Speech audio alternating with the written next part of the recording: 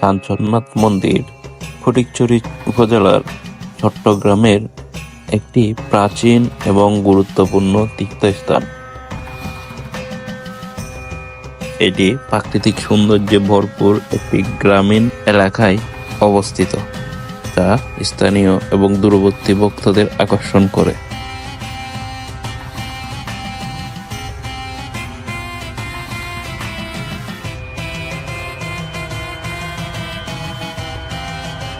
কাঞ্চননাথ মন্দিরের নামকরণ করা হয় ভগবান শিবের নামে।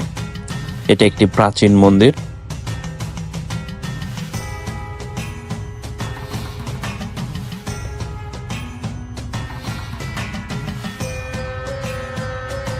কথিত আছে বহু বছর আগে একটি নির্জন এলাকায় এক রাখাল নিয়মিত গোচারণে যেত, কিন্তু সে লক্ষ্য করল তার পালিত একটি গাভী প্রতিদিন একটি নির্দিষ্ট স্থানে দাঁড়িয়ে দুগ্ধদান করছে।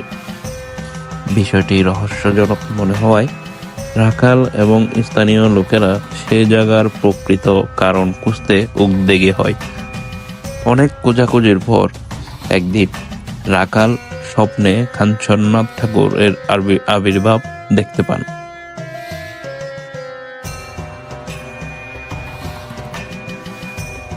স্বপ্নে তাকে নির্দেশ দেওয়া হয় যে যেখানে গরুটি দুগ্ধ দান করেছিল সেখানে একটি মন্দির প্রতিষ্ঠা করতে হবে।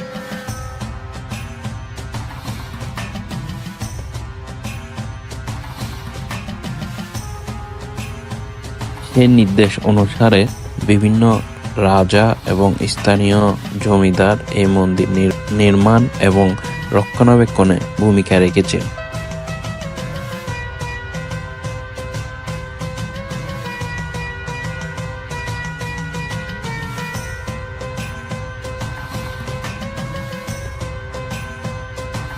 মন্দিরের চারপাশে খোলা প্রাঙ্গণ এবং শান্তিপূর্ণ পরিবেশ এটি আরো আকর্ষণীয় করে তুলেছে।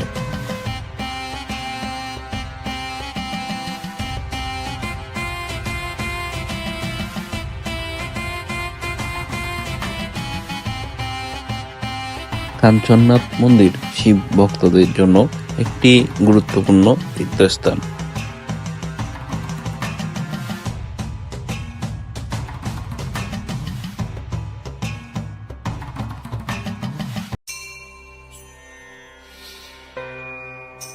প্রতি বছর শিবরাত্রি উপলক্ষে এখানে বিশেষ পূজার আয়োজন করা হয়।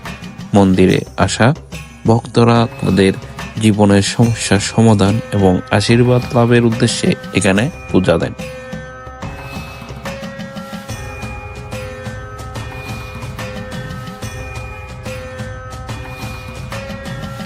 প্রাকৃতিক সৌন্দর্য এবং ঐতিহাসিক গুরুত্বের কারণে এটি পর্যটকদের কাছেও জনপ্রিয়।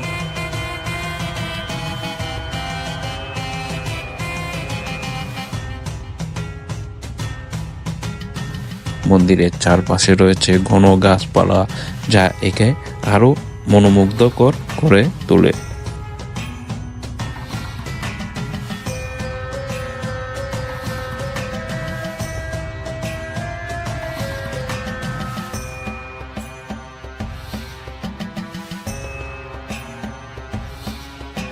মন্দিরের পার্শ্ববর্তী আরো একটি লোকনাথ মন্দির উন্নয়নাধীন রয়েছে।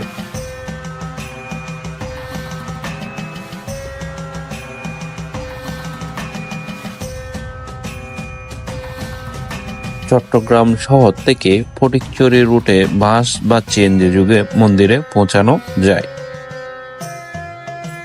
মন্দিরে যাওয়ার পথে প্রাকৃতিক দৃশ্য এবং স্থানীয় গ্রামীণ পরিবেশ আপনার যাত্রাকে আরো উপভোগ্য করে তুলবে।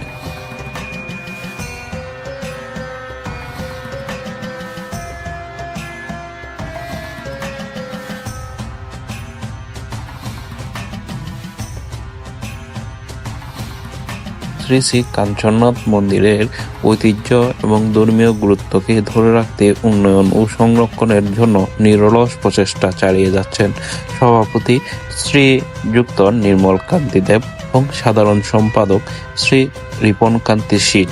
তাদের নেতৃত্বে মন্দিরটির সংস্কার এবং উন্নয়নমূলক কার্যক্রমে এক নতুন দিগন্ত উন্মোচিত হয়েছে। সভাপতি শ্রীযুক্ত নির্মল কান্তি দেব মন্দিরের উন্নয়নে তার দূরদর্শী পরিকল্পনা এবং অবিচল নিষ্ঠা অনন্য উদাহরণ সৃষ্টি করেছে। তিনি মন্দিরের সংস্কার কাজে প্রয়োজনীয় তহবিল সংগ্রহ এবং উন্নয়ন প্রকল্প বাস্তবায়নে অগ্রণী ভূমিকা পালন করেছেন। প্রথমে আমার পিতা ছিল, পিতা মারা যাওয়ার পর আমি আসছিলাম, আমি এসে 4 বছর পর্যন্ত আসছিলাম। তারপরে আরেক ভগ্নিপতি দিয়ে চলে গেছিলেন। আচ্ছা, এখানে প্রত্যেক বছর যে শিব চতুর্দশী ব্রত উপলক্ষে অনুষ্ঠান হয়, শিব চতুর্দশী ব্রত উপলক্ষে অনুষ্ঠান হয়, অনুষ্ঠান হয়, মৎস্য হয়। মৎস্য হয় না? ওই কি শিব চতুর্দশীর সময়? চতুর্দশী দিন উপবাস থাকে, এর পরের দিন মৎস্য। আচ্ছা, তাহলে অনেক ভক্তবৃন্দের সময়। হ্যাঁ, প্রায় 4-5 হাজার। আচ্ছা দাদা, আরেকটা বিষয় জানতে চাচ্ছি যে এখানে কি শ্রাইন, এটা যেহেতু আমাদের পুরনো তীর্থস্থান, আমাদের আদিনাথ, চন্দ্রনাথ এসব তীর্থস্থান তো শ্রাইন কমিটির অধীনে আছে। এখন এটা কি শ্রাইন কমিটির অধীনে আছে কিনা বা না? তবে আমি যতটুকু শুনছি তবে কিছু ডোনার দিছে, ওই পুরোপুরি এক আছে কিনা শ্রাইন কমিটির পক্ষ থেকে কিছু অনুদান আসছে।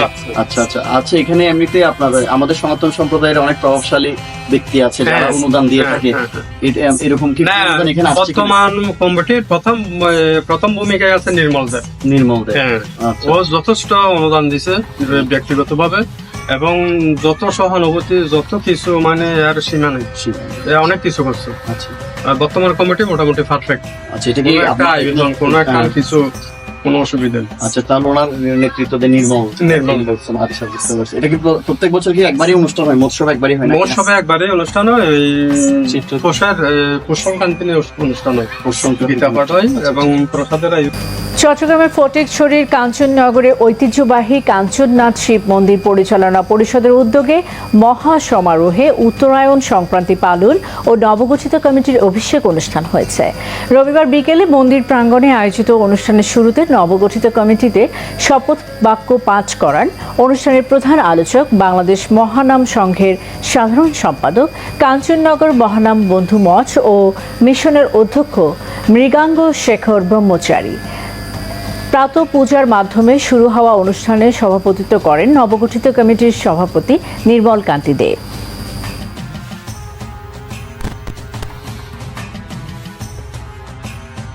কাঞ্চননাথ মন্দিরের উন্নয়ন ও সংরক্ষণে আপনার মূল্যবান সহযোগিতা অত্যন্ত প্রয়োজন।